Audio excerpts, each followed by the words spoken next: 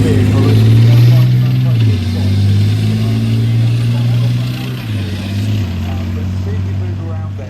one of the issues, of course, is now you've got new kit coming in. Of course, you've got to make sure the older kit is still going to be compatible. And we saw this morning, Challenger 3 still going to be able to use this bridge. Challenger 3, I believe so. Don't quote me because we haven't got these prototypes. I can talk to Challenger 3 recovery. We've been out on craft recovery trials. Challenger 3 can be recovered by craft, so that's a tick in the box. Similarly, SBR has been tested with Boxer.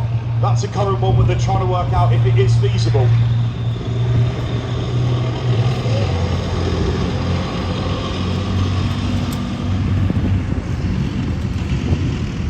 So back to that key role of the trials unit is making sure the compatibility between the vehicles. No one wants to go on a campaign or service anywhere and find that something's not working with something else. And again, and you're doing that at the moment, not just with the vehicle. A little bit, and we're going to explain what's going to be going on in the background whilst the bridge is being made. Okay, today we're laying a number 10 bridge, 24.5 metres, quite an impressive length that we can cover with that there. Before any of this has happened, we've reconnaissance the suitable spot. That would have been done by our own reconnaissance, so a light cavalry regiment.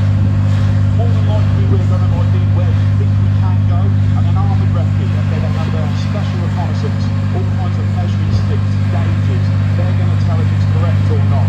Traditionally they would have been on a CDRT platform, Spartan perhaps. Now more than likely to be one of the Ajax variants or indeed a Warrior. As we've touched on and we've gone on about, this is a high value target. We are not going to let that go to any form of crossing by itself. Before it's moved, we're going to have a troop of tanks, if you were an armoured battle group, watching this spot, looking out in depth to make sure there's no enemy over there. Movement to the crossing is going to be protected. Could be 4 warriors, it could be 2 tanks. It depends what we've got on hand. Reinforcing the fact that this is vital. We would rather lose another armoured asset than lose one of these, because we don't have that many of them. And again, we always, and again, part of the history that museum still teaches, that idea of what can we learn from the past. The classic situation is always we never think we've got enough tanks, but we certainly never have enough armoured engineering variants doing this sort of thing. So over time, this is something that we have to learn again. We saw the craft, it's over there with the dozer blade. You know, if you're going in an urban setting, you're going to be needing that dozer blade for so many different reasons now. So the fact that Challenger, we can fit a dozer blade on the front, all this sort of engineering is vital, will be vital wherever we go. I'm very glad you mentioned the dozer blade, because I was actually part of a really trial which we successfully did just across throughout Australia. For the first time since I've been in the chief, we actually put a track width mine plough onto a Challenger 2. So normally you'd see that on the Trojan, the other T2 blade, the big angry one with the pressure drum. We managed to put that on the Challenger 2 and have a similar effect. The point on urban warfighting, most of the world is going to be living in urban environments soon. Whether we like it or not, we have to be able to fight in that environment rather than doing that with the way. Spying over there with my recce eyes, we can see a recce vehicle coming to the fore. This is very much something that's not really used for the urban environment.